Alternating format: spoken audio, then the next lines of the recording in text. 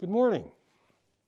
I'll lose the mask. Alan Goto and Marco Une are about 40 feet from me. I think they'll be okay. I thank them for joining me. Alan is doing the recording. I also want to thank Kathy Kumagai for tech support, Johnny Kamon for buying the flowers today, and my wife Kyoko Okura Gibbs for arranging the flowers. This service will be previewed, we think, on May 30th, Memorial Day weekend. Whatever time you have chosen to watch this, thank you for joining us for this Buddhist service. We're going to chant the Juseige, if we may. We rely upon the source of limitless wisdom and endless life. Namo Amida Butsu, Namo Nabutsu, Namo Amida Butsu, Namo Nabutsu.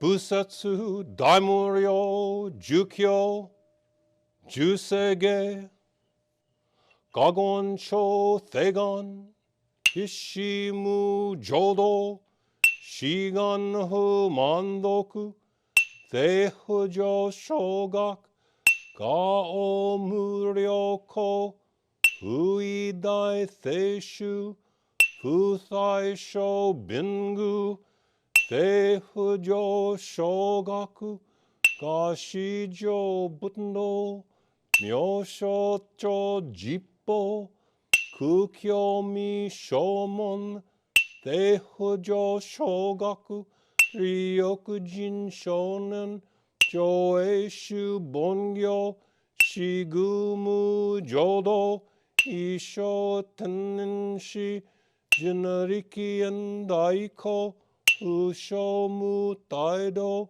Shoujo-san Kumyo, Kosaishu Yakunan, Kaihichi, Eigen, Meshikon Moon, Heisokusho Akudo, Tudaten Shumon, Kothojo Manzoku, Iolo Jippo, Nichigaten Shujuki, Tenko Onhugen, Ishu Kai Hodo, Koseku Dokuho, Jo Dai Shuchu, Sapposhi Shiku, Kuyo Isayabuten, Gusokushu Tokuhon, Ganeshten Joman, Tokui Sangayo, Nyobuten Gechi, Tsudaten Mi Husho, Gangaku Eriki, Toshi Sai Shoson, Shiganyak Koka, Daisen no Kando, Koku Sho Tenin, Touchin Myoke. Namanabu, Namanabu, Namanabu, Namanabu, Namanabu, Namanabu.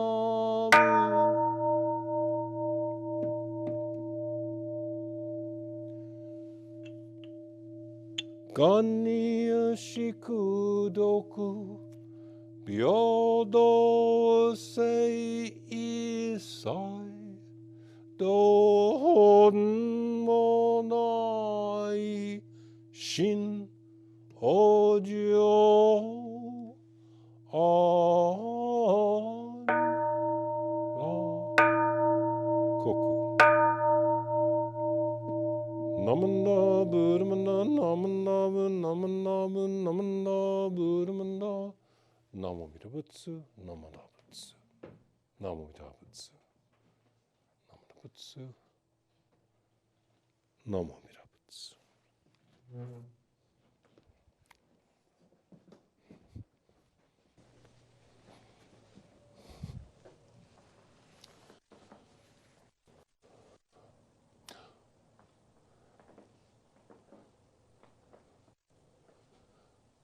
We rely upon the source of limitless wisdom, light, and endless life.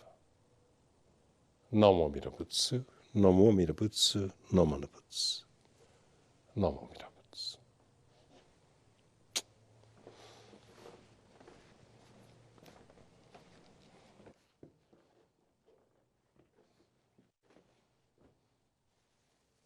Namo Amida Butsu.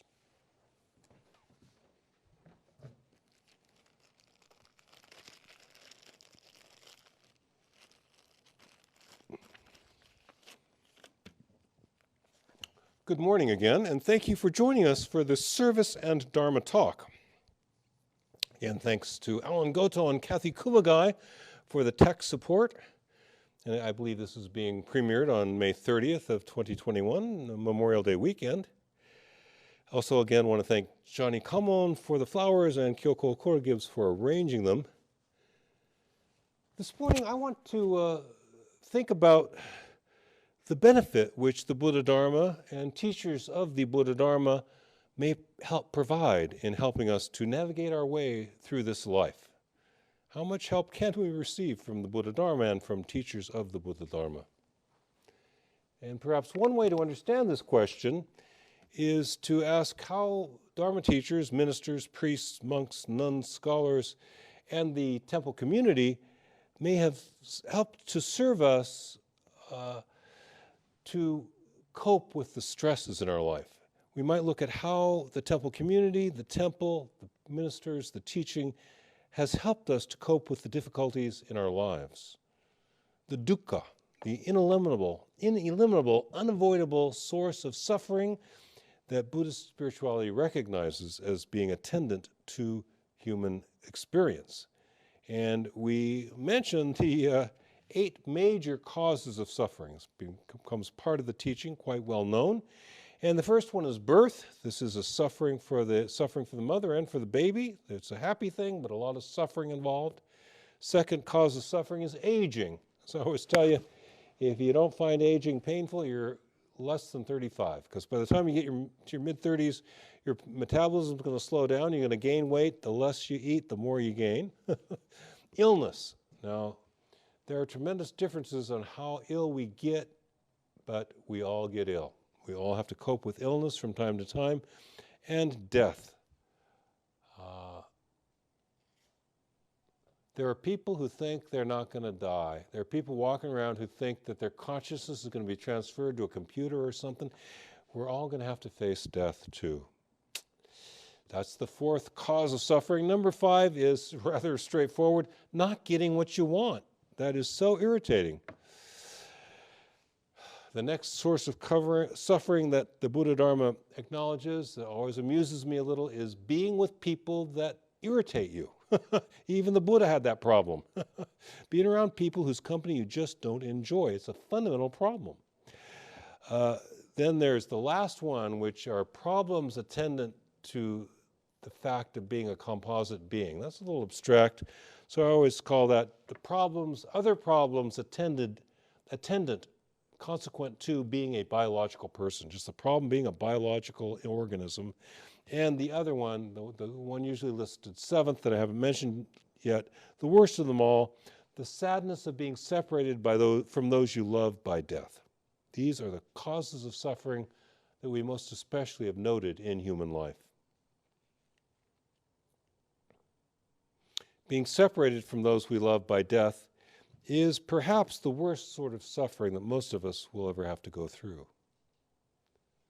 And even though this is true, that being separated by death from those we love is the worst suffering we experience, it also brings a depth to our living which would be absent otherwise.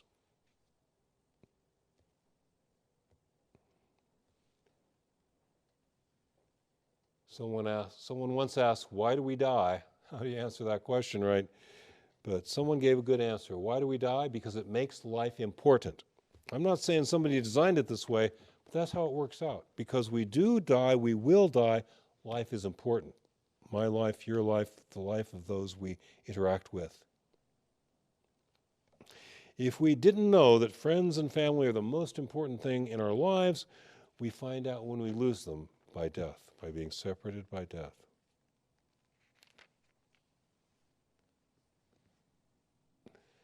Again, this matter of coping with the loss of those we love, who we separate from because of death, is something that we share with most people on this planet, at least most adults, something that we all have in common.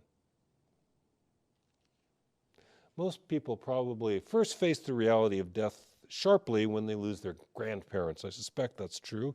But in my own case, both of my grandfathers had passed away before I was born, and I was not close to either of my grandmothers. So actually, I was sheltered from suffering by death. But my first loss of someone truly close to me was probably when my first wife died at the age of 36 of congenital heart disease. That was back in 1984, February 29th of 1984. This sad event was connected to my switching from a Soto Zen orientation to Buddhism to the Jodo Shinshu school, to the Nembutsu teaching as illumined by the writings and the teaching of Shinran Shonin and his students. Among the background conditions for my studying to become a Buddhist Churches of America Jodo Shinshu minister were a deep interest in Buddhist philosophy and meditation that I've had since 1968, and my first wife's early death. This not only made me confront the reality of death more sharply, but also freed me of family ties so that I could retrain. About a year after my first wife died, I started making my plans to study for the Buddhist ministry, not knowing if I could make it as a minister or perhaps be a scholar, but I made my plans, and it was another year before I got to the Institute of Buddhist Studies and the Graduate Theological Union for my studies, where I eventually obtained a couple of master's degrees. And then it was off to Japan for 2.5 years, actually 3 years of study over there. 2 years of study in the seminary and a year just trying to learn Japanese language. I was blessed by the Buddhist Churches of America administrators, including Bishop Yamaoka, that I was given that opportunity to spend a year studying Japanese language before I studied Buddhism in Japanese. Not everyone got that break. But I did study in the seminary. After a year of language training, a little more than 2 years in the seminary. It was during my first year there that during quarterfinals, the first quarterfinals, that I came back to the dormitory, and the receptionist, who Maki Sudo, I hope she's well, Maki Sudo told me, "Your niece called and she asked you to call your parents' house." No, she said, "Your niece called and she asked you to call your father's house." Huh. My niece called and asked me to call my father's house. Why wouldn't it be my parents' house, right? Well, I'm already alerted that my mother's either terminally ill or she's dead. I knew that by that phrase. So I did call my father's house and found out that my mom had passed away. She had struggled with chronic illness for years, but died of a sudden heart attack at the age of 76. My father said to me, "Oh, don't come back for the funeral, just stay and do the finals. You can't do anything for her now," which may or may not be true, but the truth is I didn't have the money to come back, so I couldn't come back for the funeral. And the seminary would have excused me from those quarterfinals under the circumstances, but I wasn't able to go back for the funeral. But I did take a day off from the seminary to be with my own thoughts about my mother, and I went to Tofukuji. I'd never been there before. My mom died on November 24th of 1992, so this is November 25th, and I'm at Tofukuji, which is the best place in Kyoto to go in the fall to see the maple leaves. And it was just incredible, the sky was blue. If you know Kyoto, that's like 2 or 3 days out of the year. The sky was blue, coincidentally. And because it was deep into the fall, again, November 25th, Tofukuji has literally thousands of maple trees. And the slightest breeze that came up, thousands of leaves fall. Beautiful, beautiful, And I'm feeling guilty. I went there to deal with my feelings about my mother's death, but everything is so beautiful. It's impossible not to enjoy the beauty of Tofukuji and the maple leaves. And I'm watching all these maple leaves flying. I'm thinking of the famous poem by Ryokan, about the maple leaf, that showing front, showing back, the maple leaf falls. Now this is really about something else, but what this meant to me under the circumstances was a reflection upon the profound oneness of all life. Thinking about my mother's death, and I'm thinking about this idea that the leaf shows you both sides. Well, what are the two sides? Well, at that moment, the one side is that the individual life of the leaf is over. That's it.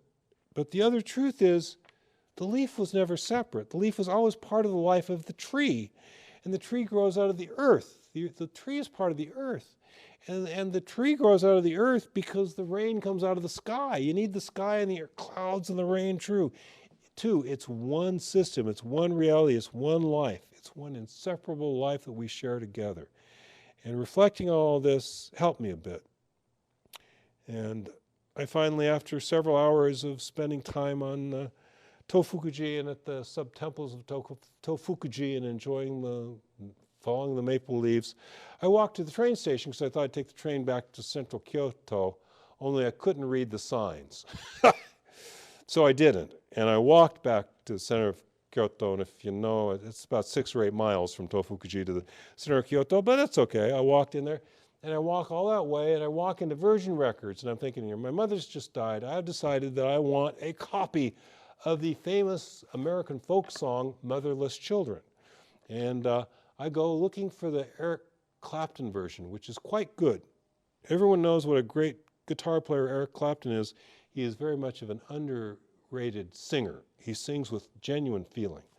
And I wanted that version, but they didn't have it. So I took the Steve Miller version of Motherless Children, got a CD with that on it. But as I walk in the door, there's this guy, a friend of Eric Matsumoto's, who I'd met only once, Yuji Doi. And he says, "Oh, Greg, yeah, Eric tells me you love statues of Buddhas and Bodhisattvas. Well, they're lighting up that tabernacle where they have the dream-changing Kannon statue at Horyuji tomorrow. You want to go with me? I'm going tomorrow. You want to go?" And I couldn't go. I had to go back to the seminary. This was Friday. So I had to go back to the seminary the next day. So he says, "Well, it's okay. Yeah, I understand. We'll go Sunday then. I can wait a day. We'll go Sunday." And he changed his plans and took me up there 2 days later on the Sunday to see the famous dream-changing Kannon statue at Horyuji. But as I walked into the record shop, I'm thinking, I wish I could have shown my mother around Kyoto. I wish I could show her the gardens. I wish I could show her the statues. She would understand. She was Catholic, but she understood that the way the depths of reality speak to me is different than the way they speak to her. She would appreciate these statues. She would appreciate these gardens. I wish I could have shown her around. So, in my mind's eye, when I go to Horyuji, it wasn't just Mr. Doi helping me out, being nice to me, showing me around. It was my mother showing me around, because this is a Buddhist approach to what in general religious terms is called mysticism. Mysticism is the opposite of mystification. I'm not being mystified. I'm waking up to reality a little bit, to acknowledge the mystery that surrounds our lives, to sense a living connection to the deceased. This is to be realistic. This is not to be mystified. The kindness of my mother, the kindness of your mother, the kindness of Mr. Yuji Doi, who didn't know that my mother had just died, these are not 3 separate things. These are really 3 different aspects of one life. The place where we are truly kind and caring toward one another is a place where this story that all life is one comes true.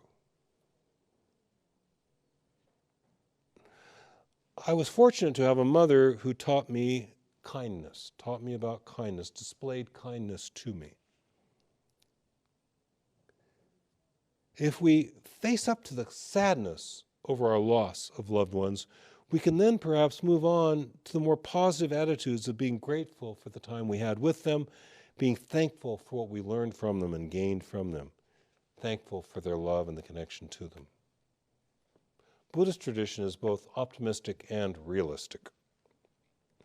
The optimism can be seen in our insistence on the oneness of all life and the inclusion of all. There's a hopefulness or an optimism in our emphasis on the oneness and inclusiveness of all life.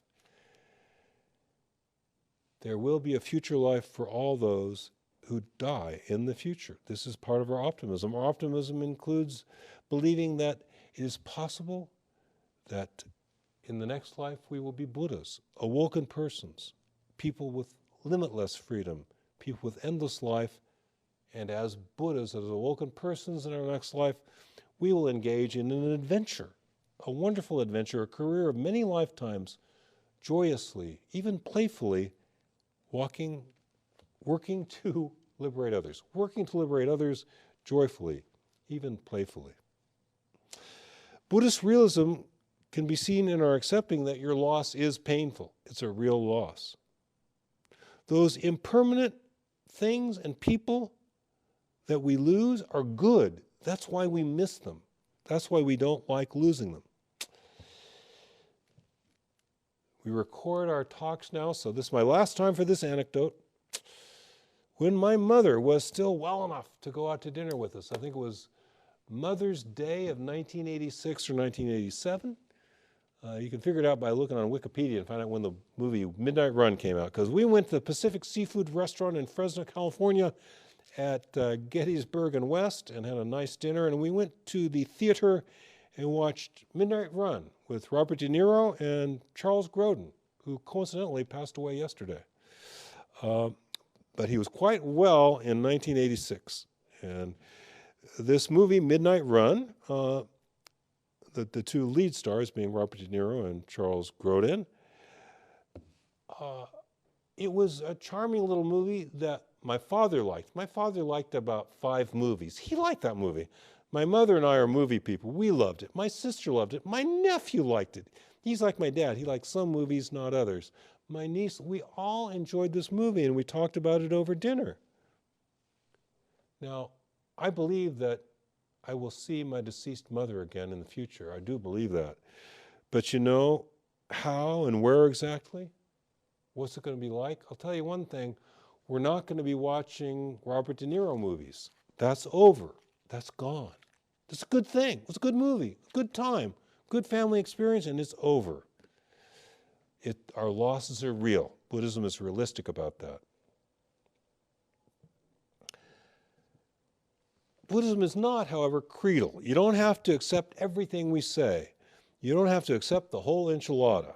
If you don't like onions on your enchilada, open the enchilada and take out the onions. That's fine. Just don't be saying, what kind of enchilada is that with onions in it? No, sometimes enchiladas have onions in it. Buddhism includes a belief in future lives. You don't have to believe that. It's not a creed you need to affirm. But we do believe there is more life after this current biological lifetime. If you're not interested in the next life, in the Buddha's Pure Land, in the Buddha's transformative realm of influence, you can still be a Jodo Shinshu Buddhist. Just don't make it so easy for yourself by pretending that the part of the teaching that doesn't interest you is the part that's not important. It's probably not the truth of it. Allow me to move back to that point where most of us are on the same page. Whether or not you accept and adopt the Buddhist view that there will be further life at the end of this biological lifetime, we can all appreciate the Buddhist emphasis on the brevity of life and the preciousness of human life. I will not today read Renyo's letter on the white ashes, but that letter we read at many a funeral and memorial service has 3 points. That at the end of this life there will be a new life, that life is brief, but Renyo's saying pretty clearly that you ought to live to be about 100, and life's brief.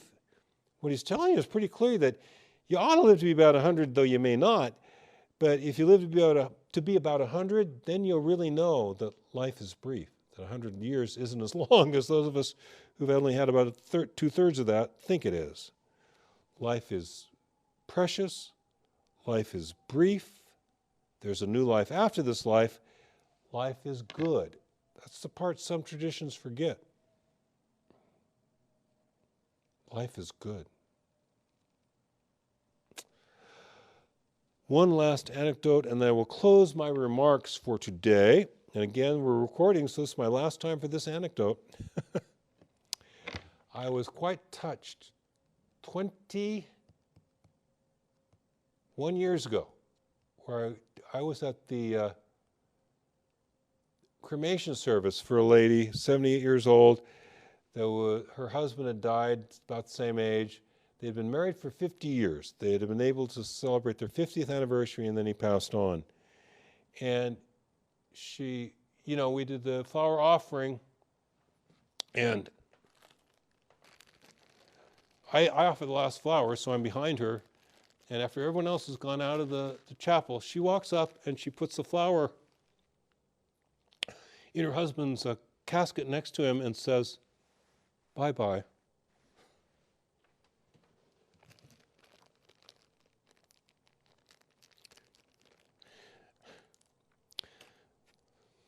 The contrast between the simplicity of what she said and the depths of what she was feeling was quite striking. So I went home. This was a 5 o'clock service, 5 o'clock cremation service. I get home in time to have dinner with my wife, and then just my one son, my older son, Sho. And I take Sho around the neighborhood in his little car. And then we come back home, and before bed, I read him the story, Thomas the Tank Engine's birthday. And Sho at that time, 2 years old, he has 6 words, 3 of which are names of Thomas the Tank Engine characters, including a Japanese accent. He learned from his cousins to pronounce the name Parsi instead of Percy, Pasi. But he had those 3 names with about 3 other words, so he couldn't say much. But after I read him the story, Thomas the Tank Engine's birthday, he would just raise his finger one more time. And then one more time. And then one more time. And one more. And after the 7th time I read him the story, he raised his finger, and you can bet I read him that story. I read him the story one more time because seeing this lady part from her husband reminded me what's important, reminded me what matters. We are fortunate, those of us who work as priests, as ministers, because we're able to share these moments with you, moments that each person has 2 or 3 times in their life. But I can share these moments with others many times, and they bring me back to what matters. You matter. The people you love matter. I matter. The people I love matter. We forget that sometimes. But allow me to remind you of it one last time. There's nothing more important than the people you love. There's nothing more important than friends and family. Live this life fully. Thank you for joining me for this service. I will say the Buddha's name in closing the Dharma message portion of this service and closing the service. Again, we're expecting this to be previewed on May 30th. Whenever you watch this, thank you for participating in the service with us. Thank you for listening to this Buddhist Dharma message. Those of you who wish to, thank you for joining me in Gassho in saying the Buddha's name a few times. We rely upon the source of limitless wisdom and endless life. Namo Amida Butsu, Namo Amida Butsu, Namo Amida Butsu, Namo Amida Butsu, Namo Amida Butsu, Namo Amida Butsu, Namo Amida Butsu. Thank you very much.